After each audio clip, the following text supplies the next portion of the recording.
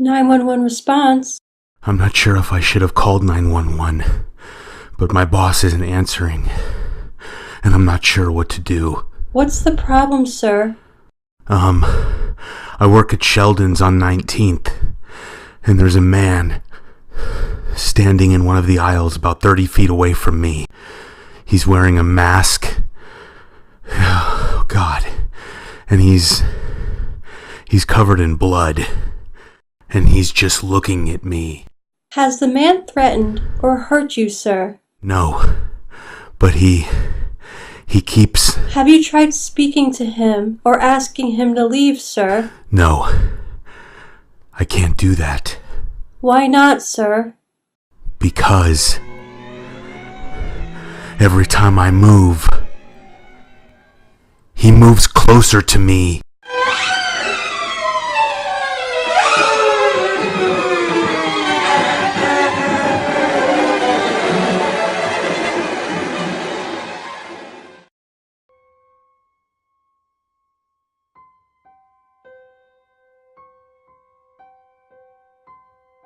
I work at a government building downtown. My shift begins at 11 p.m. Throughout the night, I'm the only one here. I sit in a very small room and watch the surveillance cameras that surround the exterior of the building. I've never had to call the director for any reason or incident until this one night. I was doing what I always do, and that's relax. I watch Netflix on my phone. I'd be lying if I said I didn't fall asleep sometimes. Hell, I'd be lying if I said I didn't fall asleep most of the time.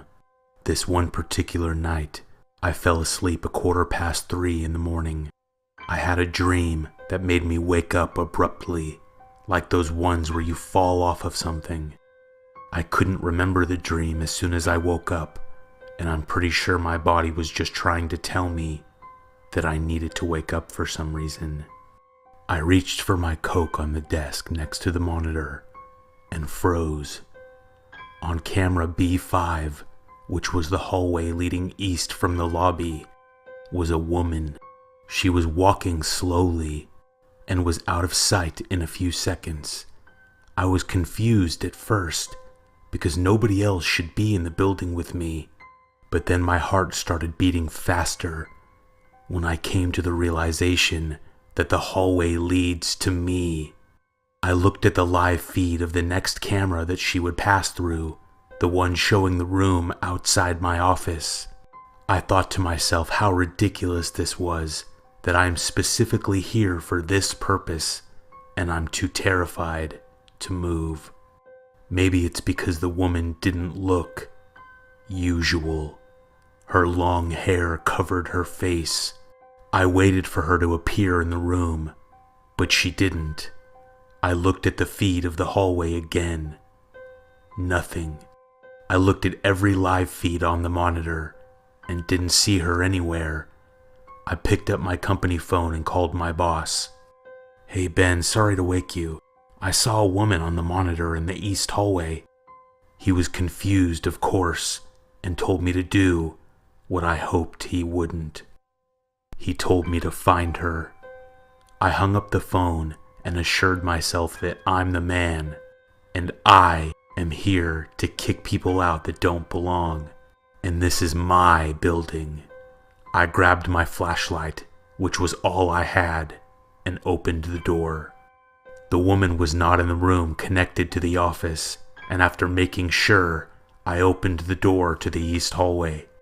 As soon as the door opened, I saw the woman walking fast towards me at the opposite end of the hall. The way she was walking towards me, I opened my mouth to say something, but something made me stop. The way she was walking, it was threatening. I did not want her to reach me. I closed the door. Shit. No lock. I ran back to my office and closed the door, and thankfully, there was a lock on this one. I looked at the monitor and almost fainted. The woman was standing at the door, right outside the door to my office. How did she get here so fast? She was terrifying. Her hair was so long, and she stood at the door facing it like a statue. As I fumbled around the desk grabbing the company phone, I saw her turn around and walk away. My boss told me to find her, and I said I would. I didn't. I didn't leave that office until morning, and I didn't see the woman again.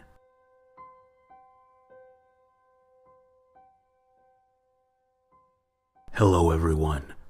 I need to share this experience I had at work the other night. I worked the late night shift at the CVS pharmacy by my house. The shift starts at 9 p.m. and it ends at 2:30 in the morning.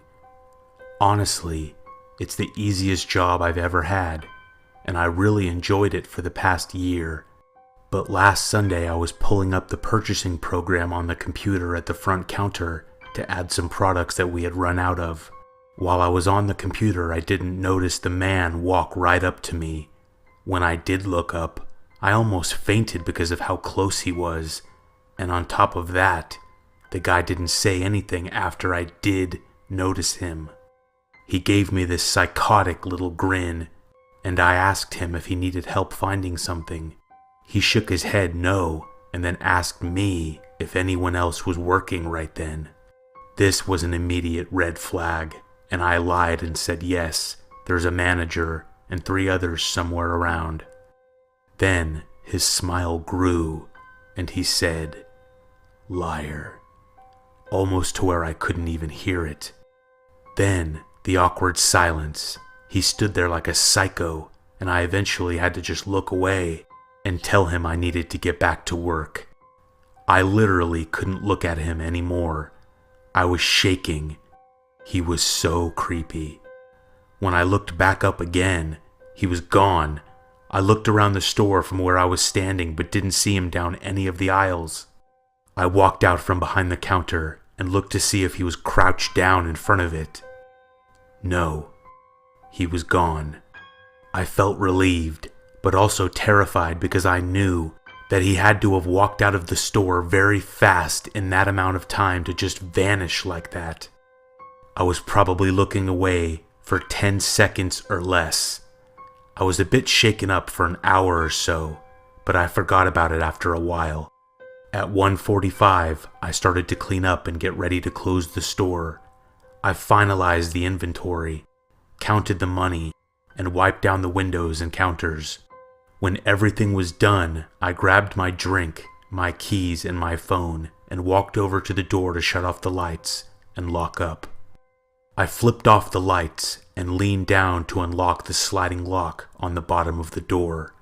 When I stood back up, and while turning to go out the door, my eyes scanned over what I thought was a head peering over at me from one of the aisles. I stopped and froze in place, and then slowly looked back over to where I saw it. There was nothing. I wasn't sure that I saw what I thought I did, but I was scared.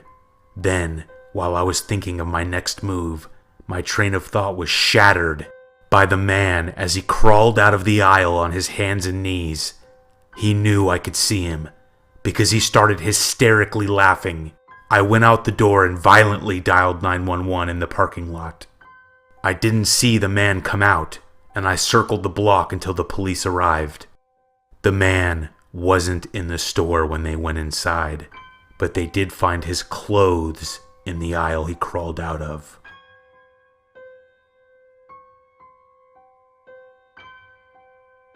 I used to work the overnight shift, often with one other person in my work center. Well, we worked in the basement of a huge complex and would often go outside to smoke, which was a 5-minute journey upstairs and 5 minutes back. One night, we decided to take the elevator for a change. Well, approaching the elevator, we see a gentleman in a red polo waiting at the elevator door. When we were about 10 yards away, the door opened and he walked inside. We entered an empty elevator a few steps behind him.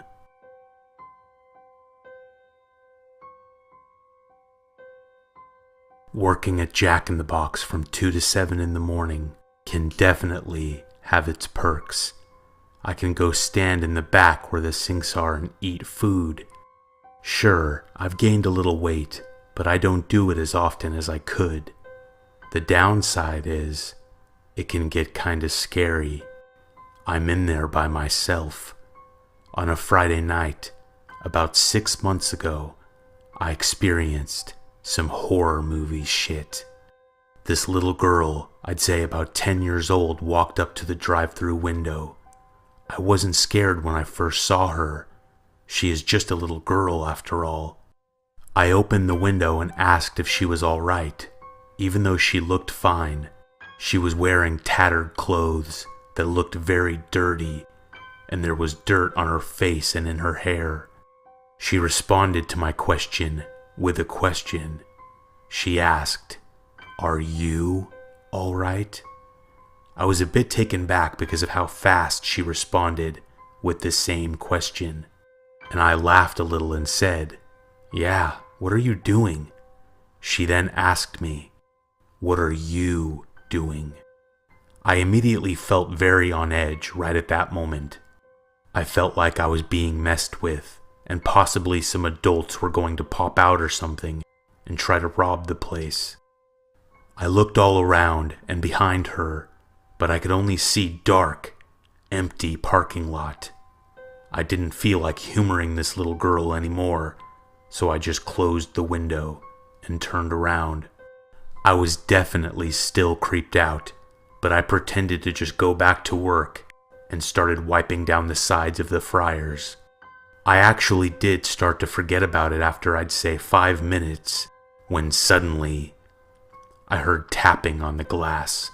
I turned to look, and she had her face almost pressed against the window. I stood there in utter shock for a second. She stood there, blank-faced, staring at me. I decided to walk over and open the window again. When I did, I asked her, "What are you doing here?" She didn't respond, but instead took a fork out of her pocket. I closed the window again and she tapped it on the glass. 3 of the points on the fork were broken off, leaving just one sharp and incredibly creepy point. I yelled at her that I'm calling the cops, so she needs to get the hell out of here. And then she smiled and ran away. I wish I could say the story has a scarier ending, but I'm telling you, it was scary as hell. So random, and I didn't see her again that night or any other night.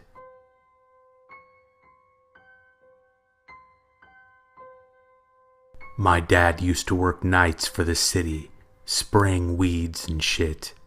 He was spraying pesticides at a graveyard one night, and he said for some reason he just felt terrified suddenly and looked behind him, and like 50 feet away there was this guy sitting on a headstone, just giving my dad the 1,000-yard stare. Apparently my dad tried to ask him what he was doing out there, told him to leave because of all the chemicals in the air, but the guy just sat there, stone still, staring my dad in the eye. He took the rest of the night off and came home visibly shaken up, and he wasn't the type to let that shit show normally. Not saying it was a ghost or anything, just could have been some weird old man visiting his dead wife or something, but the way he described it was just fucking scary.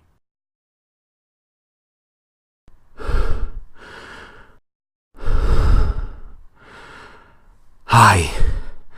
Sorry to frighten you. Let's play a game. If you move, I move. And if I reach you, I stab you. Oh, you're wondering where your coworker is. I cut her throat in the back. Hey, if you move, I move too. Oh, I see. You want that phone. To call for help, I presume. Well, I'm going to kill you before they can help you. Don't cry. Here, I'll call for help for you. But when I hang up the phone, I'm going to kill you.